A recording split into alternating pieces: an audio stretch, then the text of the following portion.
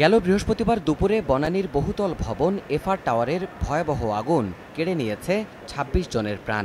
স্বাভাবিক জীবনে ফেরার লড়াইয়ে এখনও হাসপাতালের বিছানায় পড়ে আছেন আহতরা।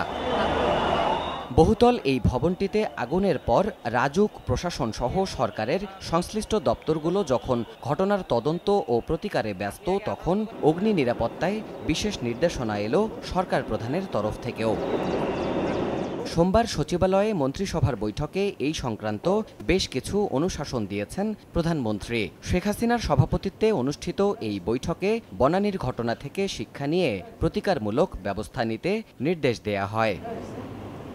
প্রধানমন্ত্রী বলেন, শিল্প কলকারখানার মতো রাজধানীর বহুতল ভবনগুলোতেও আগুনের ঝুঁকি প্রশমনে ফায়ার সেফটি সনদ নবায়ন, একাধিক জরুরি বহির্গমন পথ রাখা, ভবনে ধোঁয়া নিয়ন্ত্রণের পদ্ধতি রাখার মতো ব্যবস্থা থাকতে হবে। বৈঠক শেষে সাংবাদিকদের কাছে এই তথ্য তুলে ধরেন মন্ত্রিপরিষদ সচিব। ফায়ার সার্ভিসের যে পারমিশনটা দেওয়া হয়, এটা নবায়ন করা যায় কিনা, ইন্ডাস্ট্রির মতো যে প্রতি বছর একবার করে নবায়ন করা হবে।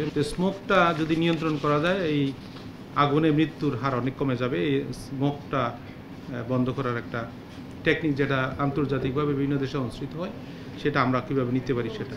সচিব জানান, ফায়ার সার্ভিসের সক্ষমতা বাড়ানোর পাশাপাশি স্থপতিদের আগুনের ঝুঁকির বিষয়টি মাথায় রেখেই ভবনের নকশা প্রণয়নের তাগিদ দিয়েছেন প্রধানমন্ত্রী।